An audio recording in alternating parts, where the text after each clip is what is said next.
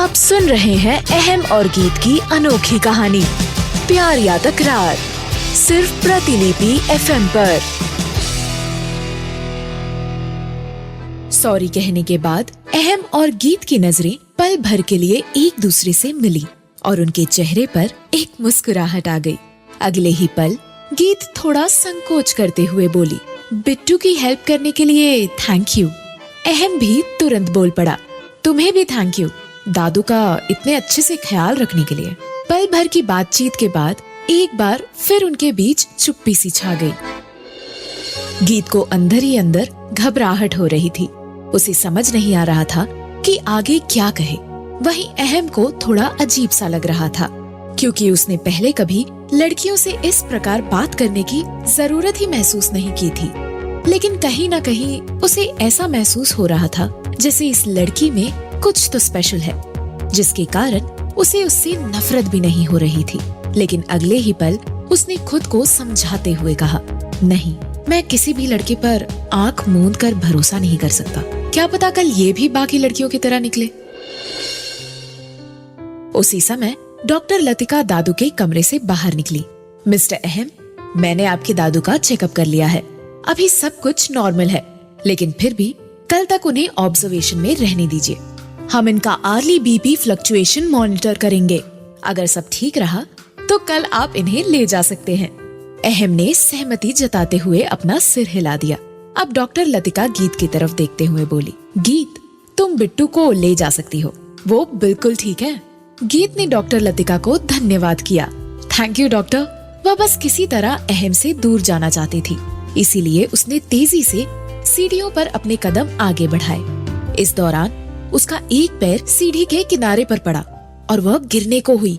लेकिन उसी पल अहम की नजर गीत पर पड़ी और उसने तुरंत ही उसका हाथ पकड़ लिया। उसका हाथ पकड़ते ही अहम का भी संतुलन बिगड़ा और वह भी गिरने को हुआ। लेकिन संयोग से उसके दूसरे हाथ में सीढ़ी की रेलिंग आ गई। इस आपाधापी में अहम का एक हाथ गीत की कमर पर आ गया और गीत उसके बाहों में सिमट गई। अहम और गीत का चेहरा एकदम से पास आ गया। गीत का दिल जोर जोर से धड़कने लगा। पहली बार वह किसी लड़के के इतने करीब थी। वहीं अहम की भी वही हालत थी। वह एकटक गीत की आंखों में देखे जा रहा था। गीत को अजीब लग रहा था, इसीलिए वह बार बार अपनी पलकें झपका रही थी। अहम को भी समझ नहीं आ रहा था कि आगे क्या करे। वह जैसे अपना सुध बुध खोकर उसकी आंखों में डूबा जा रहा था कि तभी गीत ने हल्के से खांसकर माहौल की चुप्पी को तोड़ा। अहम को भी एहसास हुआ कि वह कहाँ खड़ा है। उसने उसे धीरे से गीत को अपने से अलग किया। गीत संकोच करती हुई बोली, थैंक्स। फिर भी एक पल गवाए बिना अपना पैर सीढ़ी पर आगे बढ़ाया और एक बार फिर फिसली। अहम फिक्रमंद अंदाज में चिल्लाते हुए बोला, संभाल कर। गीत ने किसी तरह खुद को संभाल लिया और खुद पर खींचती और अफसोस करती हुई नीचे चली गई। उसके जाते ही अहम हैरान होता हुआ खुद से बोला, मुझे हो क्या गया था? इस लड़की के पास आते ही मैं खुद को अलग क्यों महसूस करने लगा हूँ? मैंने पहले तो कभी किसी लड़की की ऐसी केयर नहीं की। वह इसी बातों में डूबा हुआ दादू के कमरे में पहुंचा। दादू बेड पर लेटे हुए थे। अहम उनके सिरहाने बैठता हुआ बोला, दादू, हम आपको कल घर ले जाएंगे, ठीक है? डॉक्टर से कहकर वहीं आपके लिए एक अच्छी सी नर्स का इंतजाम करवा दूंगा, जो आपकी दिन रात सेवा कर सके। दादू बोले, मुझे किसी और नर्स की जरूरत नहीं है। मैं चाहता हूँ कि गीत ही मेरी सेवा करे। अहम हैरान होता हुआ बोला, दादू, वो रेड क्रॉस की मेंबर है, यहाँ अपने मन से सेवा देती है, मैं उसे फोर्स नहीं कर सकता। दादू जिद करते हुए बोले, अगर कोई मेरी सेवा करेगी तो वो गीत ही होगी और कोई नहीं। अहम बोला, गीत ही क्यों दादू, दूसरी नर्स भी तो सेवा कर सकती है। दादू बोले, क्योंकि गीत बहुत प्यारी लड़की है और उसने जिस तरह से मेरा यहाँ ख्याल रखा है वैसा कोई नहीं रख सकता। उसने मुझे कभी महसूस ही नहीं होने दिया कि मैं हॉस्पिटल में हूँ। अहम बोला, दादू, अगर वो नहीं मानी तो? दादू जिद करते हुए बोले, तुम्हें उसे किसी भी तरह लाना ही होगा, बस मुझे उसके सिवाय कोई दूसरी नर्स नहीं चाहिए। इतना कहकर दादू ने अपना मुंह फेर लिया। तब अहम हंसता हुआ बोला, अच्छा दादू, ठीक है, आप भी ना बहुत जिद्दी हो। ठीक है, मैं बात करूंगा उससे। दादू ने तुरंत अपना दायां हाथ अहम की तरफ बढ़ाते हुए कहा, बात नहीं, तू मुझसे वादा कर कि उसे घर लेकर आएगा। अहम ने प्यार भरी नाराजगी दिखाते हुए कहा, दादू भी अपनी बात पर अड़े रहे और बोले, नहीं, वादा कर मुझसे। अहम मुस्कुराते हुए दादू की हथेली पर अपनी हथेली रखते हुए बोला, ठीक है, मैं वादा करता हूँ कि गीत को घर लेकर आऊंगा। अब आप खुश हैं? दादू ने एक मीठी मुस्कान अपने चेहरे पर बिखेरते हुए कहा, बहुत। दादू को खुश देखकर अहम भी बहुत खुश हुआ। वह खड़ा होता हुआ बोला, ठीक है दादू, गीत नीचे ही होगी, मैं अभी बात करके आता हूँ। उसके जाते ही दादू ने मन ही मन सोचा, गीत ही है वो लड़की बेटा जो तुम्हारी नफरत को कम कर सकती है। बस मेरी यही इच्छा है कि तुम बस किसी तरह उससे मिलो, बातें करो, उसे समझो, ताकि लड़कियों के प्रति तुम्हारे मन में ये जो नफरत है वो खत्म हो सके। वहीं अहम ने फिलहाल दादू को हाँ तो कर दिया था, लेकिन उन्होंने ऐसी बात कर दी थी जो वह कभी नहीं करना चाहता था। वह गीत से बात नहीं करना चाहता था, लेकिन दादू की खुशी के कारण वह गीत से बात करने के लिए नीचे आया। लेकिन तब तक गीत अपने भाई बिट्टू के साथ वहाँ से जा चुकी थी। अहम परेशान होता हुआ बोला, अब मैं इस लड़की से कैसे बात करूँगा? मुझे शायद रिसेप्शन से इसका एड्रेस लेना होगा। उसी समय उसके मोबाइल पर एक मैसेज आया। मैसेज पढ़ते ही उसका गुस्सा एकाएक 7वें आसमान पर जा पहुंचा। वह रिसेप्शन पर गीत के घर का एड्रेस लिए बिना ऑफिस के लिए निकल गया। आखिर ऐसा क्या लिखा था मैसेज में कि अहम गुस्सा होकर ऑफिस के लिए निकल गया? क्या अहम दादू की इच्छा पूरी कर पाएगा? इन सभी सवालों के जवाब जानने के लिए सुनिए प्यार या तकरार, सिर्फ प्रतिलिपि एफएम पर। आप सुन रहे हैं अहम और गीत की अनोखी कहानी प्यार या तकरार, सिर्फ प्रतिलिपि एफएम पर। हॉस्पिटल से निकलने के बाद अहम की गाड़ी डायरेक्ट अपने ऑफिस बिल्डिंग के बाहर आकर रुकी। तुरंत ही एक गार्ड भागता हुआ वहां आया और उसकी गाड़ी का दरवाजा खोला। अहम अपने सूट का बटन बंद करते हुए गुस्से में गाड़ी से बाहर निकला। उसने अपने ऑफिस में कदम रखा ही था कि वहां कुछ देर पहले तक मची अफरा तफरी अचानक शांत हो गई। एक गहरा सन्नाटा सा छा गया। सभी स्टाफ अपनी अपनी जगह पर खड़े होकर उन्हें गुड मॉर्निंग विश करने लगे। उसके आते ही ध्रुव ने चुपचाप अपना डेस्कटॉप अहम की तरफ मोड़ दिया। अहम सीसीटीवी फुटेज में साफ साफ देख सकता था कि एक लड़की उसके कैबिन में डेस्कटॉप से एक पेन ड्राइव में फाइल कॉपी कर रही है। वह गुस्से में चिल्लाया, कहाँ है ये लड़की? बुलाओ इसे। ध्रुव ने तुरंत उस लड़की को अहम के कैबिन में बुलाया। उसका डर के मारे बुरा हाल था। उसके चेहरे से पसीने की बूंदें टपक रही थी। उसकी नजरें उठाकर देखने की हिम्मत तक नहीं हो रही थी। वहीं बाहर से पूरा स्टाफ कैबिन की तरफ देख रहा था और यह जानने की कोशिश में था कि अंदर क्या चल रहा है। सीसीटीवी फुटेज देखते ही अहम ने उस लड़की की तरफ देखते हुए कड़क आवाज में पूछा, किसे बेचा तुमने वो फॉर्मूला? उस लड़की ने कांपती आवाज में कहा, सॉरी सर। अहम ने डांटते हुए कहा, नाम चाहिए मुझे, किसे बेचा तुमने वो फॉर्मूला? लड़की ने धीमी आवाज में कहा, रंजीत सेठी को। रंजीत का नाम सुनते ही अहम का गुस्सा 7वें आसमान पर जा पहुंचा। रंजीत सेठी अहम का सबसे बड़ा बिजनेस राइवल था और कई बार उसने अहम की कंपनी में बनने वाले ब्यूटी प्रोडक्ट के फॉर्मूले को चुराने की कोशिश की थी, लेकिन सफल नहीं हो पाया था। अहम गुस्से में अपनी कुर्सी से उठ खड़ा हुआ और उस लड़की के करीब आकर चिल्लाते हुए बोला, तुम्हारी हिम्मत कैसे हुई मेरी कैबिन से फॉर्मूला चुराने की? उस लड़की ने फिर से कहा, सॉरी सर, अब ऐसी गलती नहीं होगी। बार बार उस लड़की के मुंह से सॉरी सुनते ही अहम को चिढ़ हो गई।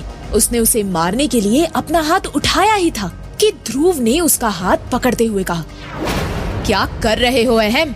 काम डाउन, लड़की है वो। अहम गुस्से में बोला, लड़की है इसीलिए मुझे नफरत है इन लड़कियों से। पैसों के आगे कुछ नहीं सूझता इन्हें। कोई ईमान, कोई एथिक्स नाम की चीज ही नहीं होती है इन लोगों के पास। लेकिन वो जब ये कह रहा था तो उसके सामने एकाएक गीत का चेहरा आ गया, जिसने उसकी इस धारणा को गलत साबित कर दिया था। उसका गुस्सा पल भर के लिए जैसे गायब सा हो गया। उसने उस लड़की की तरफ देखते हुए गुस्से में कहा, जाओ यहाँ से और दोबारा इस कंपनी के आसपास दिखना भी मत। यह सुनते ही उस लड़की की जान में जान आई। वह तुरंत ही कैबिन से बाहर निकल गई। तभी ध्रुव अहम को देखता हुआ बोला, तुम्हारा गुस्सा तो देखकर लगा था कि इस लड़की की जान लेकर रहोगे, फिर आखिर अचानक से ये सॉफ्ट कॉर्नर कैसे? अहम उसकी बात को इग्नोर करता हुआ बोला, आज शाम इन्वेस्टर्स के साथ मीटिंग है ना? हाँ, लेकिन हम प्रेजेंट क्या करेंगे? हमारी फाइल को कॉपी करके उसने वो फाइल ही डिलीट कर दी थी। अहम ने बिना कोई जवाब दिए खड़े होते हुए कहा, चलो मीटिंग के लिए निकलते हैं। ध्रुव समझ नहीं पा रहा था कि अहम करना क्या चाह रहा था। वो ना ही उसकी बातों का कोई जवाब दे रहा था और ना ही कुछ बता रहा था। ध्रुव बेमन से अहम के साथ ऑफिस से मीटिंग के लिए निकल गया। वहीं दूसरी तरफ गीत बिट्टू को लेकर हॉस्पिटल से घर पहुंच चुकी थी। संध्या का समय हो चुका था और वह आज समंदर किनारे अकेली ही एक ऊंची पत्थर पर शांति से बैठी थी, जहां समंदर की लहरें आती, ऊंची उठती, पत्थर से टकराती और उसके पैरों को छूकर वापस लौट जाती। वह अक्सर उस जगह पर आकर बैठती। वह जगह उसके दिल के बहुत करीब थी। वो हमेशा उसे अपनों की याद दिलाती थी। उसे उन यादों में खोना अच्छा लगता था और वहाँ उसे कभी अकेलापन महसूस नहीं हुआ। गीत को वहाँ एक सुकून का एहसास होता था। वह एकटक लहरों को बार बार अपने नजदीक आते और फिर वापस लौटते हुए देख रही थी। वह मन ही मन सोचने लगी, काश कि मेरा बचपन भी इसी लहरों की तरह वापस लौट पाता। वह सोचती हुई लहरों की तरफ देख रही थी और उसका आधा पैर पानी में डूबा हुआ था। अचानक उसे महसूस हुआ जैसे किसी ने पानी के अंदर से उसके पैरों को पकड़ लिया है। उसने डर के मारे अपना पैर ऊपर खींचना चाहा, लेकिन खींच नहीं पाई। वह जोर से चिल्लाई, कौन है?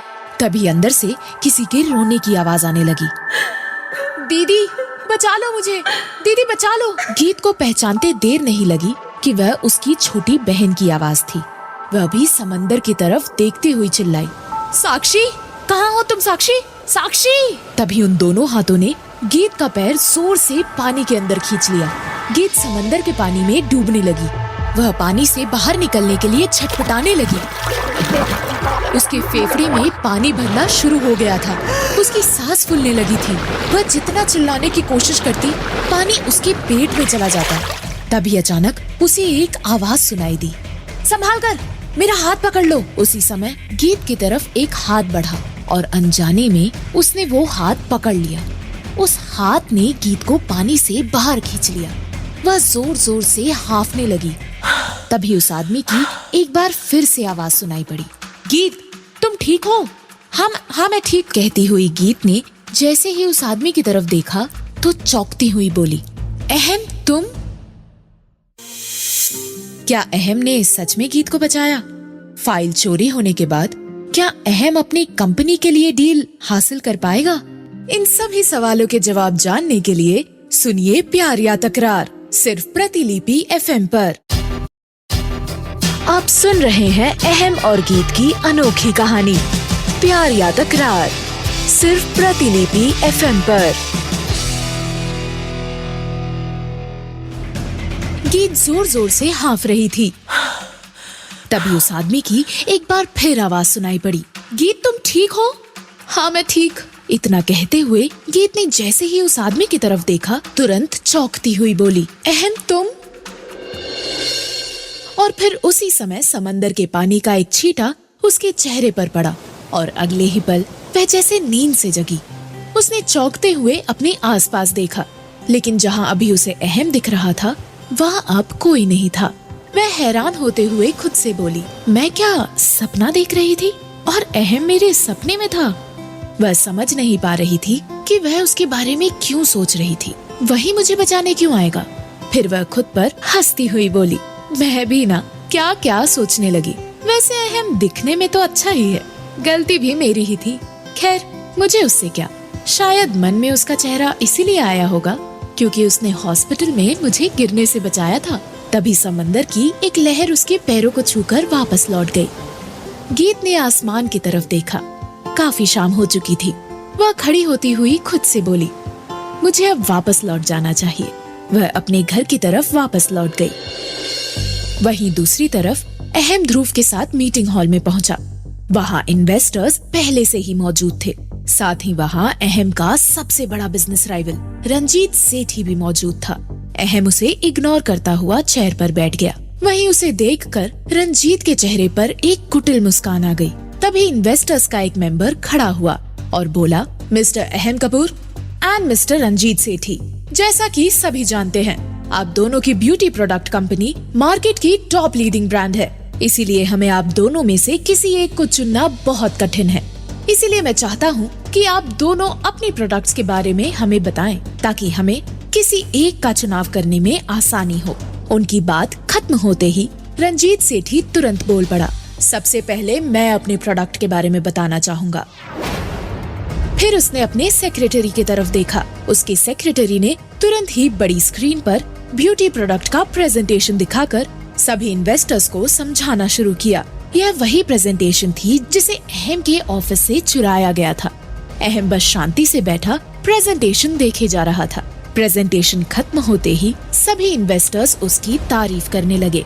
अहम ने भी तारीफ करते हुए कहा, मिस्टर सेक्रेटरी, सच में आपका प्रेजेंटेशन बहुत अच्छा था।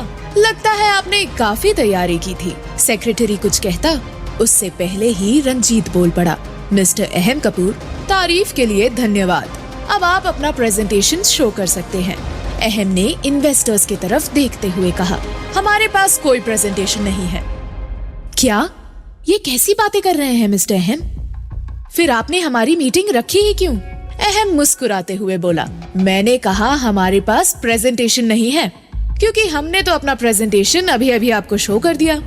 ये क्या मजाक है मिस्टर अहम? लगता है आप लोग अभी भी नहीं समझ पाए। ठीक है, मैं आपको समझा देता हूँ। कहते हुए अहम ने एक पतली सी फाइल अपने सूट के अंदर से निकाली और इन्वेस्टर्स की तरफ बढ़ा दी। इन्वेस्टर्स ने जब फाइल को देखा तो वो हैरान रह गए। वो सभी रंजीत सेठी की तरफ देखने लगे। तभी एक मेंबर ने कहा, आप एक लीडिंग ब्रांड के एमडी हैं और ऐसी हरकत कैसे कर सकते हैं? रंजीत ने हैरानी से सबके तरफ देखते हुए कहा, क्या हुआ? मैंने क्या हरकत की है? तभी अहम ने हंसते हुए कहा, इसमें मिस्टर रंजीत सेठी की कोई गलती नहीं है। शायद इन्होंने जिस लड़की को मेरे ऑफिस में चोरी करने भेजा था, वह जल्दबाजी में इस ब्यूटी प्रोडक्ट के पेटेंट वाले फाइल को कॉपी करना ही भूल गई। रंजीत ने गुस्से में खड़े होते हुए कहा, मिस्टर अहम कपूर, झूठा इल्जाम लगाना बंद कीजिए। हमारे पास भी है इस प्रोडक्ट का पेटेंट। कहते हुए उन्होंने अपनी वाली पेटेंट फाइल इन्वेस्टर्स की तरफ बढ़ाई। इन्वेस्टर्स ने उस फाइल को देखते ही कहा, इसमें तो कपूर इंडस्ट्रीज का नाम लिखा है। रंजीत ने चौंकते हुए कहा, क्या? उसने तुरंत पलटकर सेक्रेटरी की तरफ देखा। उसने मासूम सा मुंह बनाकर दबी आवाज में कहा, सॉरी सर, शायद जल्दबाजी में न्यू वाला पेटेंट डालना भूल गया। तभी अहम ने मजाक उड़ाते हुए कहा, चोरी करने के लिए भी दिमाग का होना जरूरी है मिस्टर सेठी, आगे से ध्यान रखिएगा। रंजीत के पास कहने को अब कोई शब्द नहीं बचा था। उसने अपने सेक्रेटरी को वहाँ से चलने का इशारा किया और फिर वहाँ से निकलते हुए अहम से कहा, मिस्टर कपूर, मैं इस बेइज्जती को नहीं भूलूंगा, याद रखिएगा। वह गुस्से में वहाँ से निकल गया। अहम और ध्रुव के चेहरे पर अब मुस्कान थी। अहम की सूझबूझ से इन्वेस्टर्स के साथ उनकी डील भी फाइनल हो गई। वो और ध्रुव दोनों ही मुस्कुराते हुए मीटिंग हॉल से बाहर निकले। ध्रुव ने हैरानी से अहम की तरफ देखते हुए कहा, मैं तो पेटेंट के बारे में भूल ही गया था। अहम मुस्कुराते हुए बोला, वो सब छोड़, आज मैंने हमारी डील क्रैक होने की खुशी में एक पार्टी रखी है। अभी हम वहीं जा रहे हैं। हमारी कंपनी का सारा स्टाफ वहाँ पहुँच भी गया होगा। ध्रुव हैरान होते हुए बोला, इतनी जल्दी? अभी अभी तो डील क्रैक हुई है और तुमने सबको खबर भी कर दी। मैंने तो पहले ही सभी को रात 9 बजे का समय दे दिया था। ध्रुव हंसते हुए बोला, तुम कैसे कर लेते हो यार? तुम इतना श्योर आखिर कैसे होते हो हर काम को लेके? अहम मुस्कुराते हुए बोला, जब आदमी को खुद पर बिलीव हो ना ध्रुव, तो उसके लिए चीजें आसान हो जाती हैं। मेरा बिलीव ही मुझे हर काम के लिए श्योरिटी देता है। कुछ समय बाद उनकी गाड़ी होटल एमराल्ड के बाहर आकर रुकी। वहीं दूसरी तरफ गीत समंदर किनारे से वापस घर लौट आई। वह बहुत उदास थी। उसे उदास देखकर बिट्टू की माँ बोली, क्या हुआ गीत, इतनी उदास क्यों हो? गीत एक चारपाई पर बैठती हुई बोली, कुछ नहीं जूली मासी, बस माँ बाबा और साक्षी की याद आ रही थी। जूली तुरंत बोली, तू फिर गई थी समंदर किनारे? मैंने तुम्हें मना किया है ना वहाँ जाने से। मासी, अच्छा लगता है वहाँ जाना, मुझे सुकून मिलता है वहाँ। मैं कैसे बताऊँ आपको, मुझे अच्छा लगता है उन यादों में खोना। जूली भावुक होते हुए बोली, वो यादें आंसू भी देती है ना बेटा, कब तक उन यादों को सीने से लगाए रखोगी? कभी तो बाहर करना होगा ना उन्हें भी। उसी समय बिट्टू खासा तो गीत तुरंत बोली, मासी मंगवाई थी आपने वो दवाई? ये दवाई यहाँ नहीं मिली बेटा, मेन रोड पर जाना होगा। तभी गीत खड़ी होती हुई बोली, मैं आती हूँ मेन रोड से दवाई लेकर। वह तुरंत ही बस्ती से निकलकर मेन रोड पर मौजूद एक दवाई की दुकान की तरफ बढ़ी। वह दवाई ले ही रही थी कि तभी उसकी नजर रोड के दूसरी तरफ कार के पास एक खड़ी आदमी पर पड़ी, जो एक लड़की को बाहों में लिए हुए था और वह लड़की उस आदमी के गले में अपना हाथ डाले हुए थी। गीत को वह आदमी जाना पहचाना लगा। वह उसे गौर से देखने लगी और अचानक चौंकती हुई बोली, ये तो अहम है। अहम के साथ वाली लड़की कौन है? कहीं गीत फिर से सपना तो नहीं देखने लगी, या फिर ये हकीकत उसके मन में कोई सवाल पैदा करने वाली है? इन सभी सवालों के जवाब जानने के लिए सुनिए प्यार या तकरार, सिर्फ प्रतिलिपि FM पर। आप सुन रहे हैं अहम और गीत की अनोखी कहानी प्यार या तकरार, सिर्फ प्रतिलिपि FM पर। गीत दुकान पर दवाई ले रही थी। अचानक उसकी नजर रोड के दूसरी तरफ कार के पास खड़े एक आदमी पर पड़ी, जो एक लड़की को बाहों में लिए हुए था और वह लड़की भी उस आदमी के गले में अपना हाथ डाले हुए थी। गीत को वह आदमी जाना पहचाना लगा और अचानक चौंकती हुई बोली, ये तो अहम है। नहीं नहीं, ये अभी यहाँ कैसे होगा? कहीं मैं फिर से सपना तो नहीं देख रही? उसने अपनी आंखों को रगड़कर साफ किया और दोबारा उस तरफ देखते हुए खुद में बड़बड़ाई, नहीं, ये तो अहम ही है। इस बार मैं कोई सपना नहीं देख रही। लेकिन ये एक लड़की के साथ यहाँ कर क्या रहा है? गीत वहाँ जो देख रही थी और जो समझ रही थी, सच उससे थोड़ा अलग था। सच ये था कि कुछ देर पहले जब अहम और ध्रुव ने होटल एमराल्ड में एंटर किया तो उनके स्टाफ ने तालियों से उनका स्वागत किया और वह सबके तालियों और कॉन्ग्रेचुलेशंस का जवाब देते हुए आगे बढ़ा। उसने वहाँ एक स्पीच भी दी। उसके बाद शुरू हुआ जश्न का दौर। ग्लास से ग्लास टकराने लगे, पैर डांस फ्लोर पर थिरकने लगे। कुछ घंटों तक जश्न चलता रहा, लेकिन अहम बस एक जगह बैठा हुआ उन्हें देखकर एंजॉय करता रहा। जश्न खत्म होने पर जब अहम और ध्रुव साथ में बाहर निकले तो उनकी नजर एक लड़की पर पड़ी, जो रोड पर पैदल लड़खड़ाते कदमों से आगे बढ़ रही थी। वह कंपनी की ही एक स्टाफ थी और उसे देखकर ऐसा लग रहा था कि उसने ज्यादा शराब चढ़ा ली थी। ध्रुव उस लड़की को देखते हुए बोला, अरे यार, अब ये क्या मुसीबत है? सब लोग तो जा चुके हैं, अब ये अकेले कैसे जाएगी? ऊपर से इतनी चढ़ा भी रखी है। वह लड़की के पास गया और फिर उसे खींचकर अहम के पास वापस लाते हुए बोला, जाओ, ये तुम्हें तुम्हारे घर छोड़ देगा। उस लड़की ने एक नशीली मुस्कान देते हुए अहम की तरफ देखा और उसके गले में अपनी बाहें डाल दी। उसी समय गीत ने दूर से ही उसकी तरफ देखा। वह आश्चर्य से देखने लगी क्योंकि वह अहम को पहचान चुकी थी। वहीं उस लड़की के अहम के गले पड़ते ही अहम गुस्से में ध्रुव की तरफ देखता हुआ बोला, ध्रुव, ये क्या पागलपन है यार? कहते हुए अहम ने उस लड़की का हाथ अपने कंधे से हटाया और धीरे से उसे ध्रुव की तरफ पुश किया। ध्रुव ने उस लड़की को संभालते हुए कहा, अहम यार, बेचारी कहाँ जाएगी इतनी रात को? छोड़ देना इसे इसके घर। तभी अहम ने उसकी तरफ अपनी गाड़ी की चाबी बढ़ाते हुए कहा, तुम ही छोड़ दो इसे। ध्रुव बोला, अरे यार, मैंने भी हल्की पी रखी है, रास्ते में कुछ हो गया तो? कहते हुए उसने उस लड़की को वापस अहम की तरफ पुश कर दिया। अहम उस लड़की को संभालते हुए गुस्से में बोला, मुझे किसी लड़की की हेल्प नहीं करनी है। अगर खुद को संभाल नहीं सकती है तो पीनी ही क्यों? वही गीत उसे देख तो रही थी, लेकिन वहाँ इतनी ट्रैफिक थी कि उन दोनों लोगों की बातें नहीं सुन पा रही थी। वह गुस्से में बड़बड़ाई, ये दोनों एक लड़की को पंचिंग बैग की तरह आखिर क्यों यूज कर रहे हैं? आखिर समझ क्या रखा है लड़की को इन लोगों ने? दूसरी तरफ अहम ने उस लड़की को वापस ध्रुव की तरफ पुश करना चाहा, लेकिन ध्रुव उस जगह से हट गया और उसके सामने से एक टैक्सी पकड़कर निकल गया। अहम उस लड़की को थामे हुए ध्रुव के ऊपर चिल्लाता रहा, ध्रुव ध्रुव, लेकिन ध्रुव जा चुका था। उसके बाद अहम उस लड़की की तरफ देखते हुए गुस्से में बड़बड़ाया, क्या मुसीबत है यार, मेरे गले डालकर चला गया। अंत में ना चाहते हुए भी अहम ने उस लड़की को अपनी गाड़ी में बिठाया और खुद ड्राइविंग सीट पर बैठा। तभी वह लड़की सीट से सरकते हुए गाड़ी से बाहर निकली और उल्टी कर दी। अहम को गुस्सा बहुत आया, लेकिन उसने किसी तरह से खुद को कंट्रोल कर लिया। उसने उस लड़की का हाथ पकड़कर वापस गाड़ी में बिठाना चाहा, लेकिन उस लड़की ने अहम के गले में हाथ डालकर झूमते हुए कहा, तुम बहुत हैंडसम हो यार, कितना ध्यान रखते हो मेरा। वह उसे चूमने के लिए आगे बढ़ी। तभी अहम ने गुस्से में एक जोरदार थप्पड़ उसके गाल पर जड़ दिया। वही गीत जो दुकान पर खड़ी थी, उसने अहम को उस लड़की को थप्पड़ मारते देखा तो उसे थोड़ा अजीब लगा और गुस्सा भी आ गया। वह मन ही मन बड़बड़ाई, अजीब लड़का है, तब से मैं देखे जा रही हूँ, पहले पंचिंग बैग और अब थप्पड़, अभी मैं बताती हूँ इसे। वह भूल चुकी थी कि वह दादू का पोता है या किसी बड़े कंपनी का मालिक। वह तुरंत ही रोड के दूसरी तरफ जाने के लिए रोड क्रॉस करने लगी।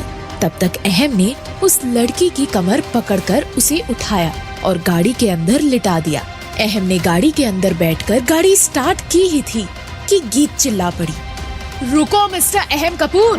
गीत गाड़ी तक पहुंची और ग्लास पर जोर से हाथ मारती हुई बोली, ग्लास नीचे करो। अहम ने अंदर से देखा कि वह गीत थी। उसने ग्लास नीचे किया कि तभी गीत गुस्से में उसकी तरफ देखती हुई बोली, तुमने इस लड़की को थप्पड़ क्यों मारा? अहम भी पहले से ही गुस्से में था। उसने तुरंत कहा, मेरी मर्जी है, मैं कुछ भी करूं। तुम पूछने वाली कौन होती हो? अगर तमाशा करना है तो घर के अंदर रहकर करो, बाहर नहीं, समझे तुम? फिर उसने लड़की की तरफ देखा और अहम से कहा, इसकी हालत तो देखो, कितनी शराब पिला दी है तुमने इसे। तुम जैसे अमीर लड़कों ने ही अपनी पूरी बिरादरी को बदनाम कर रखा है। पहले शराब पिलाओ और फिर बाद में उसका फायदा उठाओ। बड़ी कंपनी के मालिक हो तो क्या कुछ भी करोगे लड़कियों के साथ? अहम को गीत की ये बात सुनकर और गुस्सा आया और उसने कहा, मैं कुछ नहीं बोल रहा हूँ, इसका मतलब ये नहीं है कि तुम कुछ भी बकवास करती जाओगी। जाओ और अपने काम से काम रखो। गीत चिढ़ती हुई बोली, अच्छा तो मैं बकवास कर रही हूँ? और नहीं तो क्या, तुम मुझसे पूछने वाली होती कौन हो? मैं भी तो तुमसे पूछ सकता हूँ कि इतनी रात को तुम यहाँ मेन रोड पर आखिर कर क्या रही हो? कहीं कुछ गलत धंधा तो नहीं करती हो? ये सुनते ही गीत का गुस्सा 7वें आसमान पर पहुँच गया। वह चिल्लाते हुए बोली, तुम्हारी हिम्मत कैसे हुई मेरे बारे में ऐसे बात करने की? अहम ने उसकी बातों पर ज्यादा ध्यान नहीं दिया और अपनी गाड़ी आगे बढ़ा ली। गीत पीछे से गुस्से से चिल्लाते हुए बोली, बदतमीज, छिछोरा। अहम आगे बढ़ गया था। गीत गुस्से में बड़बड़ाई, मैं इसे नहीं छोड़ने वाली। ऐसे लड़के को मैं सबक सिखा कर रहूंगी जो लड़कियों को सिर्फ काम की वस्तु समझते हैं। बड़ी कंपनी का मालिक है तो क्या हुआ, अगली बार मिलो, मैं बताती हूँ कि लड़कियाँ क्या होती हैं। वह गुस्से में पैर पटकते हुए वापस लौट गई। वहीं अहम थोड़ी दूर बढ़ा ही था कि तभी कुछ याद आते ही अचानक से गाड़ी में ब्रेक लगाते हुए खुद में बड़बड़ाया, अरे यार, मुझे तो इस लड़की से दादू के बारे में बात करनी थी और मैं उल्टा इससे झगड़ा कर बैठा। पता नहीं अब ये मेरी बात मानेगी भी या नहीं। अब अहम गीत को दादू की सेवा के लिए कैसे मनाएगा? गीत अहम के विरुद्ध क्या कदम उठाने वाली है? जानने के लिए सुनिए प्यार या तकरार, सिर्फ प्रतिलिपि FM पर।